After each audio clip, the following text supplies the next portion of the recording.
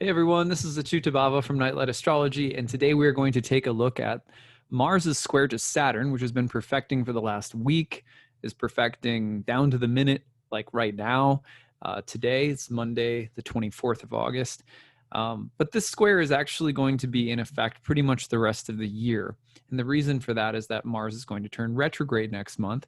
And then as soon as it turns retrograde, it will start backing into the square with Saturn once again, plus Pluto, and Jupiter, and then eventually station, turn direct, and go back through again. So these energies, the Mars-Saturn, Mars-Pluto, Mars-Jupiter energy, is really in some ways defining the second half of 2020. As if we needed any more intensity in 2020, right? But at any rate, on a personal note, we have landed and are getting settled here in Minneapolis. I don't have all of my official office gear with me, and I'm still trying to figure out exactly the best setup. So stick with me as I get my new YouTube outfit prepared. But at any rate, yeah, it's great to be back here. I grew up here and was here after college, left and was in Chicago and then kind of all over the place. But the last 10 years have been in Maryland, DC, Maryland, Baltimore area. So it's a big shift, and it actually feels really great. It feels great to be back here. It was a safe trip, thankfully. We're getting settled in and feeling glad to be back in the Midwest where I grew up. And we have some family here, and a lot of my friends are here. So if you're in the Midwest area, hello, it's nice to be your neighbor.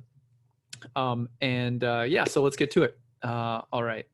I want to mention, by the way, to everybody that my new class, Ancient Astrology for the Modern Mystic, is coming up in November. Starts on November 14th, I think it is, on Saturdays.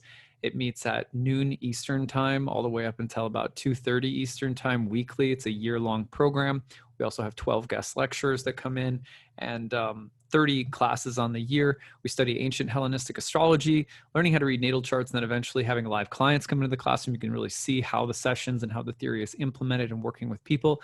There's an optional certification track you can test that you can take at the end of the program. So I hope to see some of you there. Of course, as we did for our spring program, we always have need-based tuition available. If you can't afford the normal tuition rate, the early bird rate is in effect right now, so you can definitely save if you're looking for that. So a couple different discounts. And also, if you're struggling at all due to COVID, being out of work or whatever, of course, we welcome you to apply for need-based tuition as well. So, all right, getting all the announcements out of the way, let's take a look at this square. I'm going to put the chart up on the screen and just give you a little peek. So, all right, here we go. So you can see the square as I'm, speaking right now is almost perfect. Here's Mars at 2618 Aries. Here is Saturn at 2619 Capricorn. They are mutually applying to one another due to Saturn's retrograde. And in ancient astrology, kind of imagine that the planets are looking in toward the center of the wheel. The planet that is casting its rays forward in order of zodiacal signs and is therefore behind the other in order, and therefore the ray is coming off to the planet's right-hand side. This would be Saturn. That planet is said to be in the superior position, which means that it tends to be the more assertive one in the relationship, or it tends to be the one whose needs or demands or requests stand out a little bit more within the combination of these two planets and their energies. That's a pretty simple explanation of a concept that can get even more nuanced when you really get into it. It's really beautiful to see how ancient astrologers, they weren't satisfied to say, oh, these two planets are in an aspect. What type of aspect? What's the nature of the aspect? For example, a square like this one we're looking at is of the nature of Mars. And there's really interesting explanation behind why squares are related to Mars. But then additionally, they're in a kind of square relationship. The energy of Mars is toning their relationship. And then you can start building a case. Well, Saturn is in the exaltation of Mars. Mars is in its own domicile in Aries. This is a Mars-like relationship between the two. Saturn is toning it, though, maybe impressing its nature a little bit more strongly into the dynamic. So you get kind of a Mars-Saturn motif with a pretty strong Mars, but also really, in some ways, dominated by Saturn. So when I think about that, some of the images that come to my mind, for example, are like, Olympic, like Olympic weightlifters, or, for example, what is the UFC, where they fight inside of a cage, right? So you got that kind of that containment of Saturn and the aggression of Mars coming together. And of course, no, it's not UFC. It's MMA. I think that's what it's called, mixed martial arts, where I think they still fight in a cage.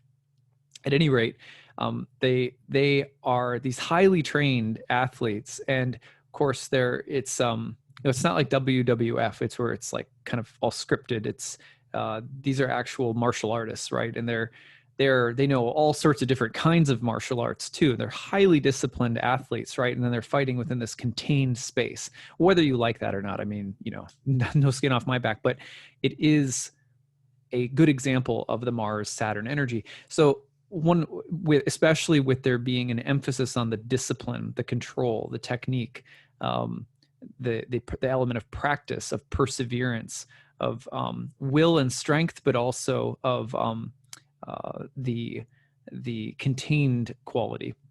All right, so now apply that to any other area of life. If you're seeing that at work right now, you could be experiencing, pressure in terms of deadlines or projects, or a constricted budget or constricted resources that you have to work within under pressure in order to get something done. It's also like, I remember there was this game that I played when I was a kid, and actually it was not a game that I played. It was a game that we taught at, I worked at summer camps with kids, and so we would play this game at like summer camps. And basically what it was each group of kids would be like in a team, and they would get a certain amount of things that they had to build the highest tower with. And they were like marshmallows and straws and like pipe, what are those, like pipe cleaner, those little fuzzy bendy sticks. I can't remember what they're called. But anyway, and then it was like timed. It was like 5 minutes go, and they had a bunch of like little supplies, different supplies, and then they had to build the highest tower. It's a very Mars-Saturn game in a sense, because there's a lot of pressure, there's a lot of limitation, there's a competition, there's a time constraint, there's speed, there's efficiency, there's determination, and there's resourcefulness. And all of these things kind of come together when Saturn and Mars get into a dialogue. And all the more so, again, when Saturn comes in, where it says there's a constraint, there's a frustration, there's a blockage, there's a negation or a no, or something, some kind of parameters that you're having to work within that are difficult. It can also mean like regimentation of something. It could be, and it can be something really simple too, like, okay, a lot of people are, well, I don't know if a lot of people are going back to school or not, but like our neighbors in the new place we're staying, they were telling us that one of their kids is like going off to college or whatever. And I was just thinking, yeah, everyone's going back to school right now. It isn't interesting they're going back to school under Mars-Saturn. So this kind of bodes well for students, like young students who have to establish like a really good discipline or regiment, like a good sleep, wake, eat, workout cycle, study cycle, like, which doesn't often, like, at least for me, when I went to school, I guess I played lacrosse a little bit when I was in school, and there was a little bit of something to keep me, from totally going off the rails, because there was, people stay up all night, you're kind of partying, you're having fun, you're going out, and it's part of school, but, the sense of getting to school right now and potentially getting into really good habits or routines, methods, practices, kind of the combination of very strong, resourceful, willful, and also like mature. So those energies really nice right now if you need that. But again, it could signify that you're working within some kind of constraint or pressure, and there's a lot of the potential also for something to blow up. Now, I know that there are fires right now in Northern California, which is really weird because was one of the places on our list of potentially moving. We were considering a number of different places over the past year or so of moving. And actually the Santa Cruz area was one of the places because I have a bunch of spiritual community up in the San Francisco area that in the Bhakti tradition. So like maybe we'll go up there. And have a friend who lives up there. So I had been visiting and stuff like that. And, then you got news that these fires had broken out. And it was funny because I was more gung ho about it. My wife was really concerned about wildfires. And I was kind of like, oh, I'm sure it'll be fine. And eventually we end up really, our hearts, got sold on coming to Minnesota again. So it's all good. But it was really like, whoa, that's where we would have been moving to. Like, can you imagine if we were moving there right now? Like what a displacement upon displacement that would have been. So I felt like in some ways, oh, that was kind of a grace moment where I, just like thinking of what could have been or whatever. But anyway, that's neither here nor there. The wildfires, I was actually talking to someone recently who has family and an in-law basically who fights wildfires. And one of the things that they were saying is that one of the things that they have to do is they have to, and I'm going to get this wrong, so if people know more about this than me, please feel free to clarify it in the comment section. But they basically have to clear ground. They have to cut lines and like clear certain amounts of forest in advance of a fire coming, so that it won't jump into the next space. So it's almost like they're preemptively creating burn lines or something like that, so that way that the fire won't go past a certain point.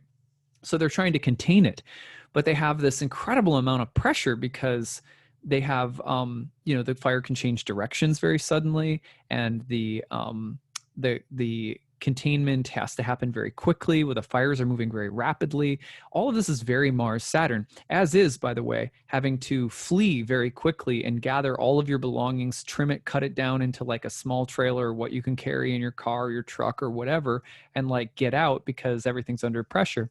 As is the image, for example, of like, I don't know what it is, the Highway 1 up there, or whatever other highway it is, that goes from Santa Cruz up to like Silicon Valley. But that area, spring can get pretty congested. And I know because I've driven on it before, and that it's it's kind of like could be like a jammed pipeline basically. So that image too of like people trying to get out and then everything kind of getting jammed and bottled up. So you also have this, I guess, I mean, in some, these people, obviously that's the reality for a lot of the folks out there right now. And I haven't read the latest since the weekend, so I don't know if I've missed out on some big change in what's been happening out there. But what I do find interesting about this is that, if we take that image in the collective right now and apply it personally, Mars-Saturn gives us this picture of like, if you have prepared for the worst, or if you have not even prepared for the worst, but if you've just had good habits and good discipline, when Mars-Saturn comes around, it's sort of like, it's like that person everyone says is crazy, who had a little bunker stocked with stuff. And then, when COVID came and no one could get toilet paper, well, I've got my little bunker with my toilet paper. You know what I mean? Like, so there's an element of like, if you have prepared psychically, emotionally, spiritually, physically, or in some area of your life, right now you could be feeling like you have some containment, some structure to fall back on to handle what might be intense pressures, external pressures, conflicts, or tensions that are surrounding you. In the same way, this firefighter was telling me that there's sometimes that firefighters, they'll in the forest, they'll actually train to drop down to the ground and cover themselves with like these flame-proof tents or something. And this is very similar, where it's like having some form of interior strength or fortification to make it through a period of high pressure or high demand or high stress. So, and in a sense, what is an elder? It's someone who, like, if you think of what an elder means to us in any field or in life, or in your family or something like that, it's usually someone who's weathered a lot of storms. They've come through it, and they've developed a kind of mettle, and they've you could say, like, I'm thinking of my grandpa, who, although was an imperfect, person like we all are, he definitely had his faults. but he was so resourceful. But maybe because he grew up in the Depression era. He was a Depression era kid.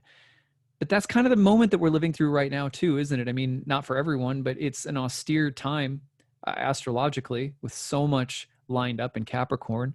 Um, and so, how are we sort of marshaling our resources and using what we have, using what strength that we have to in the experiences that we've had, that some people work well when when the going gets tough, the tough get going, that old phrase. It's true though. Some people, when it comes to difficult times and circumstances, it's like they somehow thrive. They somehow, their better angels come out. And that is very much the reality of Saturn and Mars. So it can be a pressure cooker, but it can also be the school of hard knocks, that when you realize, gosh, this is a rare opportunity to grow tremendously. I've been, like, I think I've shared a few times that since Mars went into Aries, I've got back into my workout routine or whatever.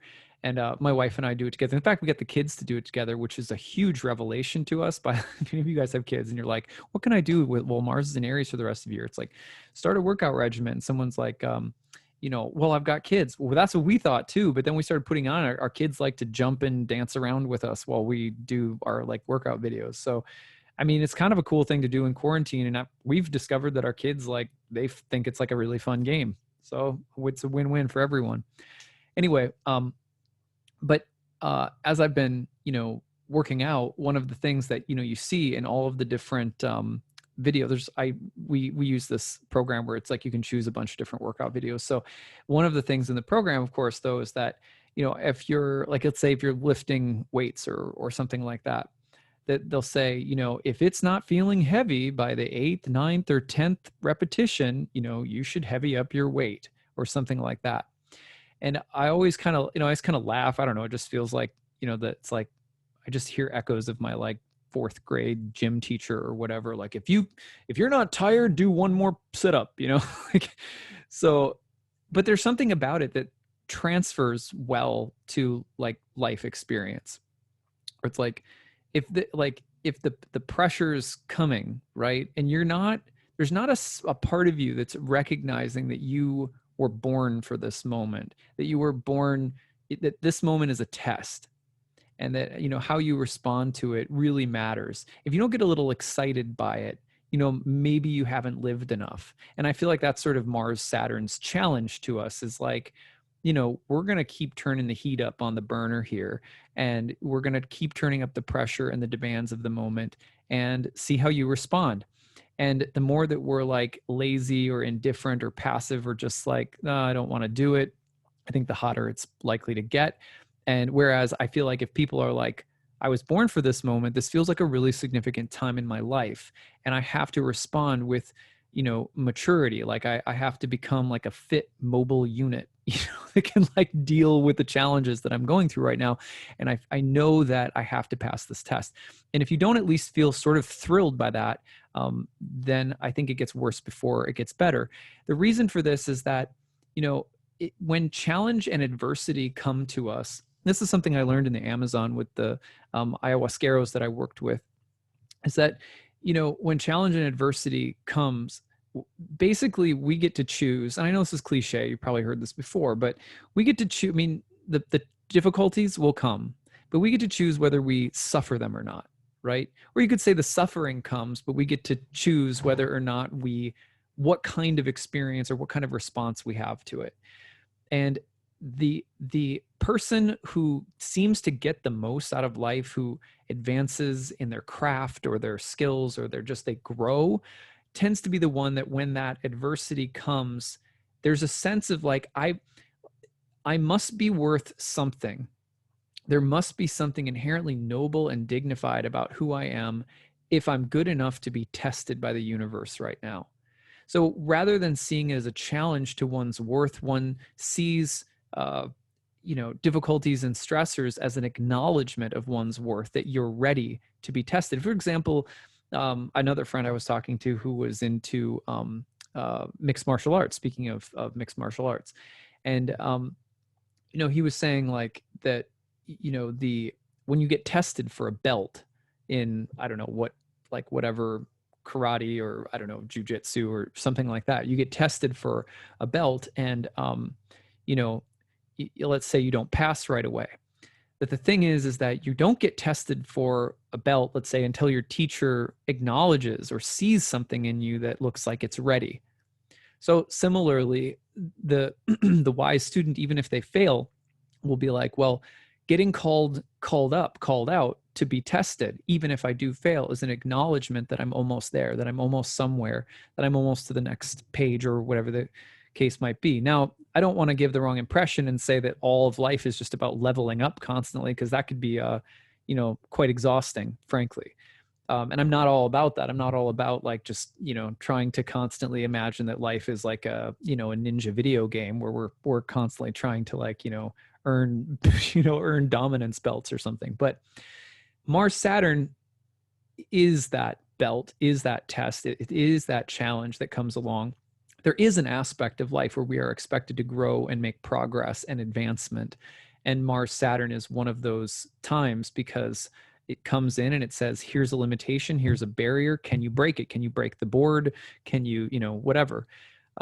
But it's also about frustration and how we respond. Let me give you a really stupid example of like a bad response. So we were moving and, we had to slide a bed over in a bedroom to make a little room. And my wife and I were doing this together, and I had my toe like pressed up against one side of the bed, and I thought we were lifting it. My wife thought we were pushing it. I lifted, she pushed. So what effectively happened was I lifted the corner of the bed up, and then she pushed it right onto like into my toe, and I ended up losing an entire toenail. So, which was fine. It actually, I'm okay.